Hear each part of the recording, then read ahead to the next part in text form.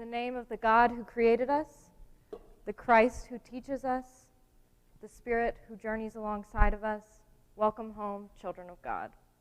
The Lord be with you. Thank you.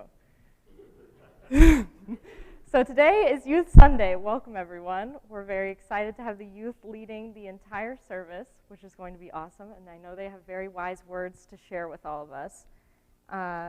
We're going to start with some congregational concerns. If you could sign those blue friendship registers on the middle of the aisle and pass them down to the other side. And we're going to have a stated session meeting tomorrow night, Monday, the 2nd of March, at 7 p.m. in Martin Hall downstairs. The youth retreat is this upcoming weekend, so say a prayer for our young people for safe travels and a good time.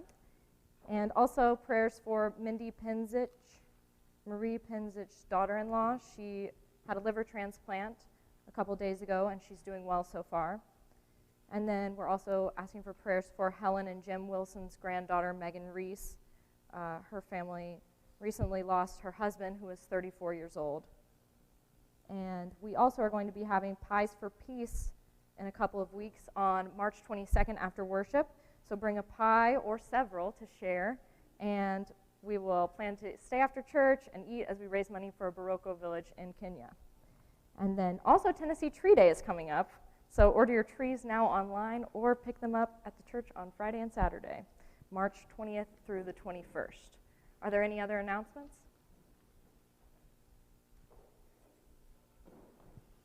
All right. Yes. Oh.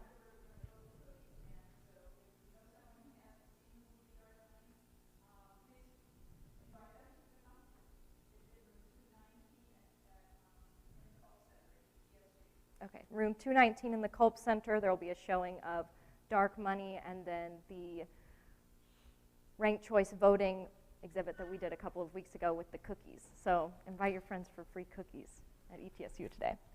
And now we'll begin our worship.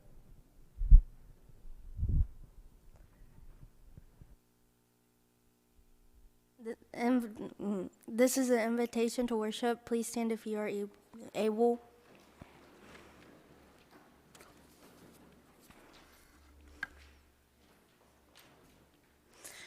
A rule that I had devastatingly laid down for myself was this, that I had no right to be happy unless the people I loved, especially my children, were happy too. I have come to believe that this is not true. I believe instead that we all of us have not only the right to be happy, no matter what, but also a kind of sacred commission to be happy. In the sense of being free to breathe and move.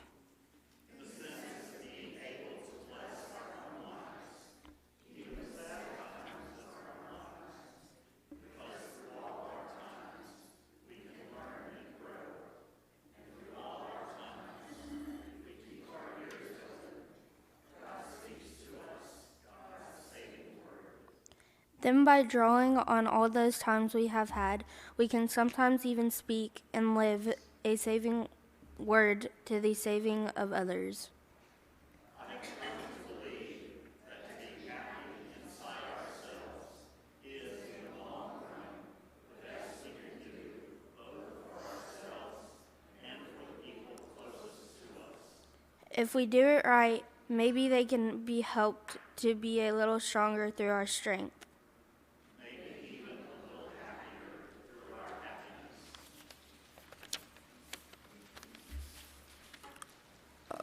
Now we are going to be singing Amazing Grace, hymn 649.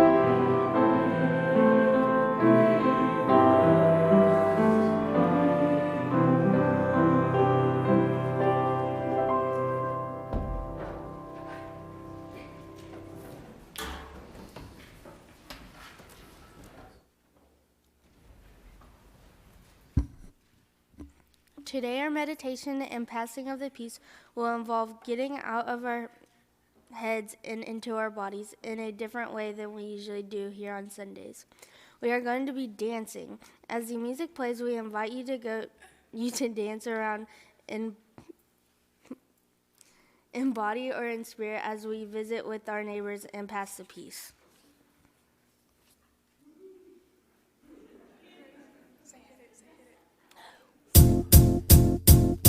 It might seem crazy what I'm about to say. Sunshine, she's here, you can take a break. I'm a hot air balloon that could go to space. With the air, like I don't care, baby, by the way.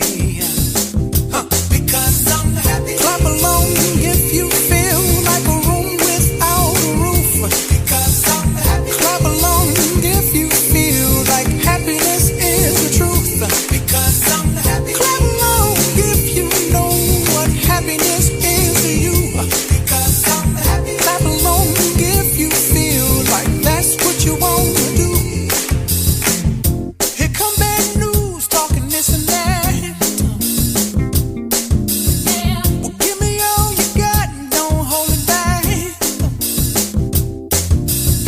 Well, I should probably warn you, I'll be just fine. No offense to you, don't waste your time. Here's why. Because I'm happy. Clap along if you feel like a room without a roof. Because I'm happy. Clap along if you feel like happiness is the truth. Because I'm happy. Clap along if you know what happiness is to you. Because I'm happy. Clap along if you feel like that's what you want to do.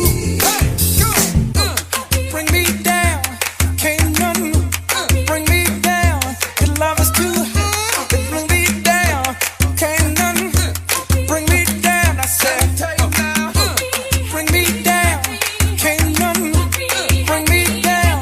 Your love is too high. Bring me down, can't none bring me down. I said, clap along if you feel like a room without a roof. Clap along if you feel like happiness is the truth. Because I'm happy. Clap along if you know what happiness is to you. Because I'm happy. Clap along if you feel like that's what you want to do. Because I'm happy. Clap along if you feel like a room without a roof. Because I'm happy. Clap along if you feel like happiness is the truth. Because I'm happy. Clap along if you know what happiness is to you. Because I'm happy. Clap along if you feel like that's what you want to do. Bring me down, can't none bring me down. Your love is too high. Bring me down, can't none bring me down. I said, clap along if you feel like a room without a roof. Clap along if you feel like happiness is the truth. Clap along if you know what happiness is to you. Clap along if you feel like that's what you want to do. Clap along if you feel like a room without a roof.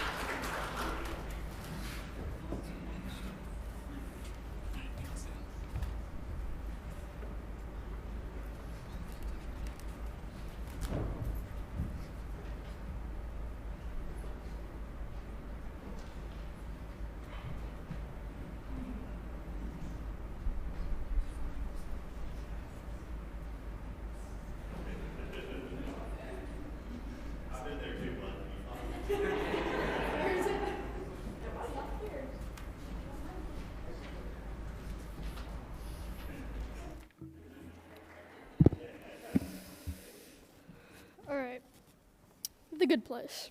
Since this is my first sermon ever, if you have any tips, please let me know. Now my... Okay.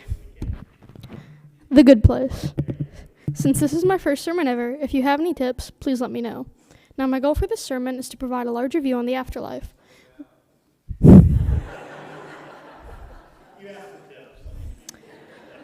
One of my main sources of inspiration for this sermon is the series The Good Place, one of my favorite TV shows. So spoiler warning.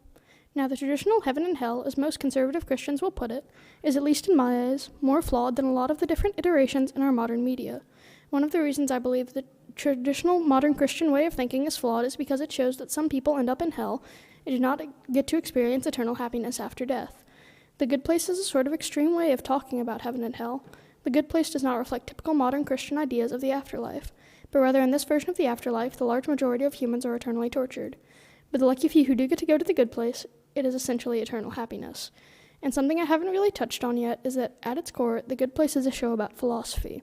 One of the four main characters, which are Eleanor, Chidi, Tahani, and Jason, Chidi is the group's philosophy guide. He is trying to teach the two people who do not believe that they belong in the Good Place how to be a better person in the afterlife through philosophy. Now, I can't speak for everyone else in here, but my personal heaven would be similar to where we live here in Appalachia. It would be living in a small, cozy cottage close to all my friends, living on a mountain with clean, fresh water from a close-by stream. But at the end of the show, in the final episode, the show posits an idea that eternal happiness may be boring, and that if there is no problem to fix, then we might just become eternal idiots who drink milkshakes all the time.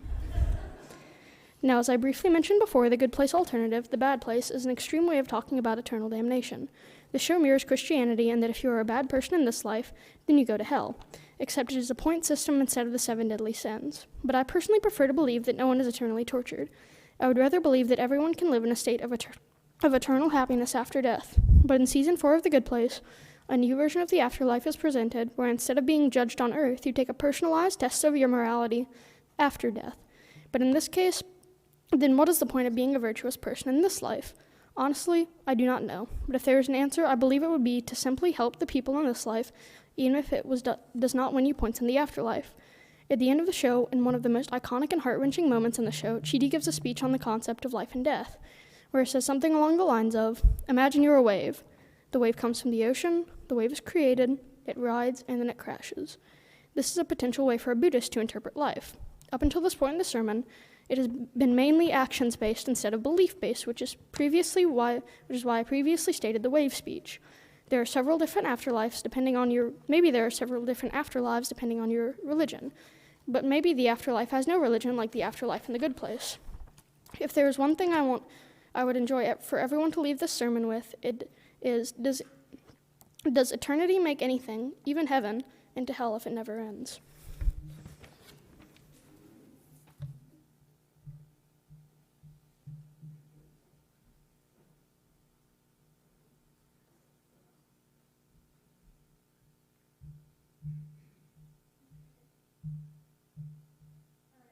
Start off by saying that originally my sermon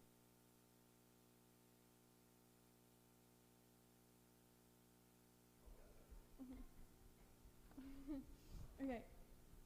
I want to start off by saying that originally my sermon was going to be about something completely different than what it is now. So before I start, I want to get a show of hands of those who've ever been mad. That's all of us, okay? And now a show of hands to those who have ever been mad at God. Okay. So, being mad at God is something in which I am no stranger to. For example, as some of you may know, I lost my friend Ethan Brown this past December. The night before Ethan's passing, some friends and I went to see him in the hospital. While waiting to go back into his room, I remember holding my tears while wiping the tears of others. I began to ask myself questions like, why Ethan, and how are we ever going to get through this? I asked myself, why do bad things happen to good people? This went on for a while. Ethan's mother, Melissa, then called all of us back to see our dear friend for the very last time. Seeing Ethan lay there brain dead was almost unbearable for all of us. I remember crying on my friend's shoulder at the same time she cried on mine. I began to pray silently, something like, God, I know I'm asking a lot, but please just let us keep this one. He is so young and has so much to live for. I was hoping that God would answer my prayer and that my friend would be okay the next morning. That was not God's plan. The next day, I went to school, and every day I thought about Ethan and whether or not they were going to take him off of life support. The afternoon of December 4th, 2019, my friend was announced as dead. At first, I could not believe it. It seemed so unreal. No, I thought, no, not Ethan. I sat in my bathroom and began to cry. I was so upset and angry. That night, as I was waiting outside for my friend to come pick me up, I looked at the night sky, and the longer I stood there, the angrier I became. I was very mad at God. In fact, I was so mad that I began to use foul language towards him. Before long, my friends arrived and we went to the mall. At the mall, my friend Kinley and I were making our way through JCPenney's. I still couldn't seem to get Ethan out of my mind.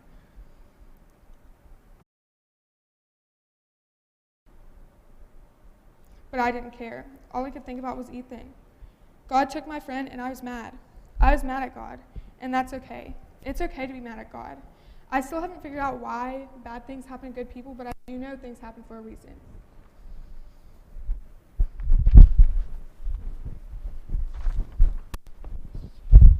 I know I can hear this. Will you turn me off?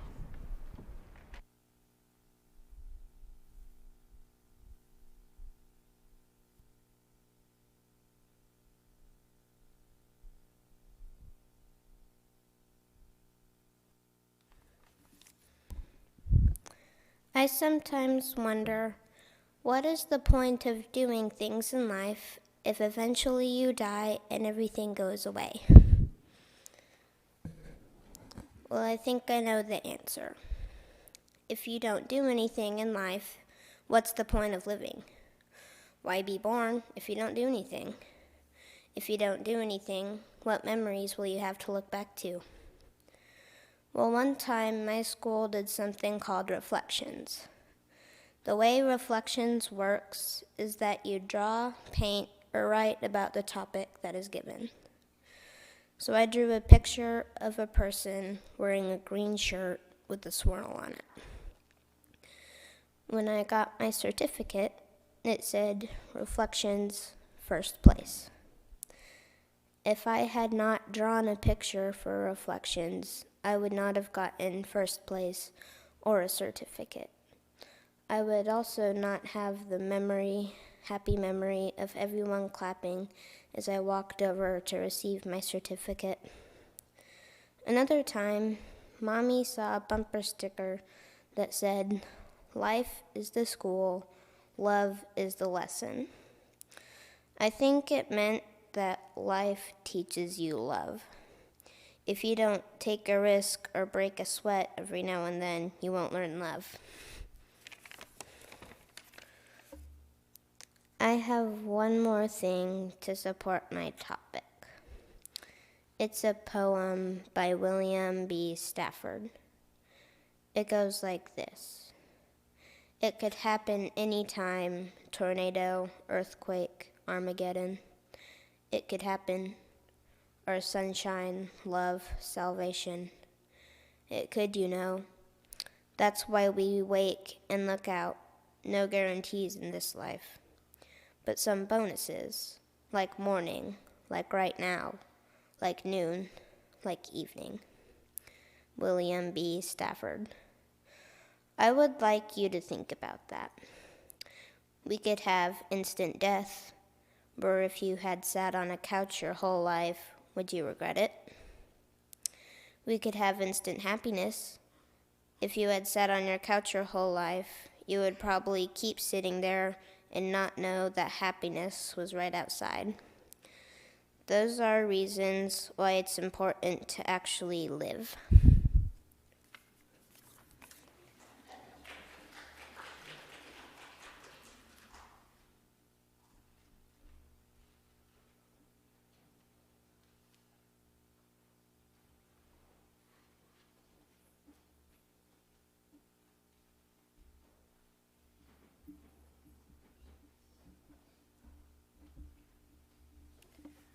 For our final hymn, we're going to be singing hymn 188, Jesus Loves Me, all together. You're welcome to stand and join us.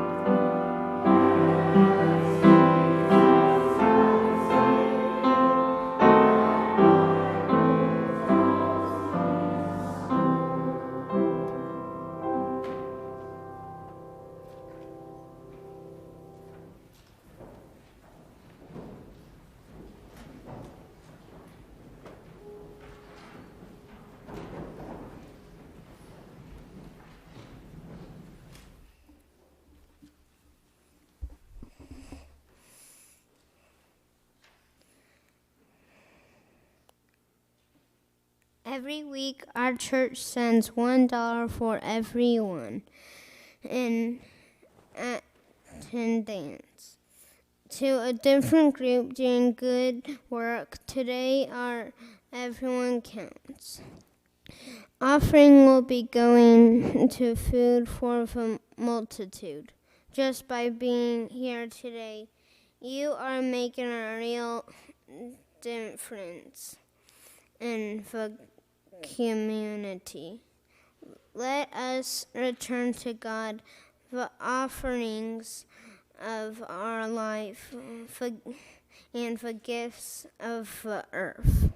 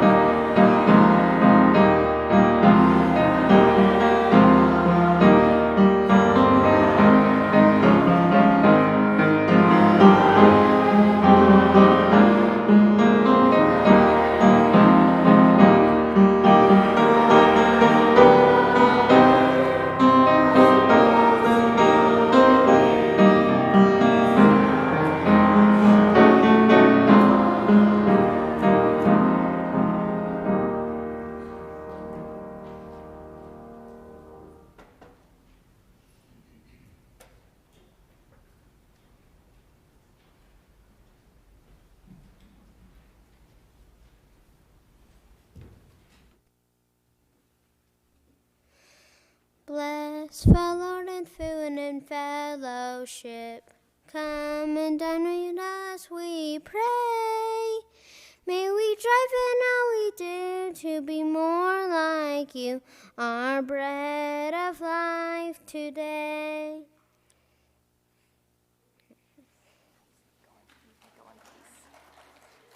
Go on, peace.